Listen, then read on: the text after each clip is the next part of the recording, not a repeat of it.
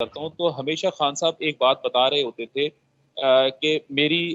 جو ہے وہ اخلاق باختہ ویڈیوز سامنے آئیں گی، میری اخلاق باختہ گفتگو جو ہے وہ آپ کے سامنے آئے گی،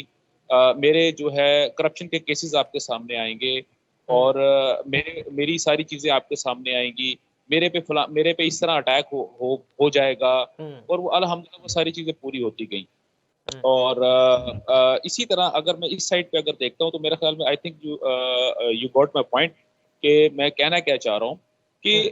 اگر آپ وقت سے پہلے لوگوں کو مائنڈ سیٹ آپ ان کو بنانا شروع کر دیں، ان کو ایک برین ان کو واش کرنا شروع کر دیں، ان کو ایجوکیٹ کرنا شروع کر دیں کہ اگر یہ کام ہو جائے گا تو یہ مت سمجھنا کہ یہ میں ہی ہوں، اس کے بعد جو ہے ہم لوگ اس پہ منوان جو ہے ایک اس پہ یقین لے آتے ہیں۔ اور ابھی میڈم خان نے بات کی ہے، اور اپنا میرے محترم بزرگ ہیں انہوں نے بات کی ہے کہ ہمیں سیاستدان کو سیاستدان کے طور پہ ہی لینا چاہیے، ہمیں اس کو ایک کلٹ کے طور پہ اور اس کو ایک گاڈ جو ہے فگر جو ہے اس کے طور پہ نہیں لینا چاہیے۔ اگر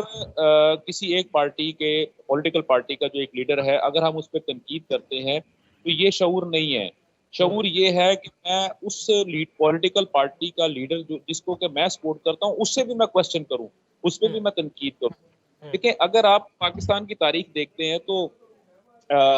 اگر میں پہلے الیکشن کی اگر میں بات کرتا ہوں وہاں سے لے کے اگر آج کے 2024 کے الیکشن تک کی بات کرتا ہوں، ہمیں ایک بتایا جاتا ہے کہ جی پاکستانی قوم کو شعور جو ہے وہ صرف 2018 پہ آیا، ایسا بالکل نہیں ہے، یہ بالکل غلط بات ہے۔ یہ جو شعور ہے نا کوشچن پوچھنا دوسرے سے، اپنے اوپوننٹ سے کوشچن پوچھنا، یہ تو 1947 سے چلتا ہوا آ رہا ہے۔ اگر صرف اب یہ سمجھتے ہیں کہ کیا اپنا جو تھے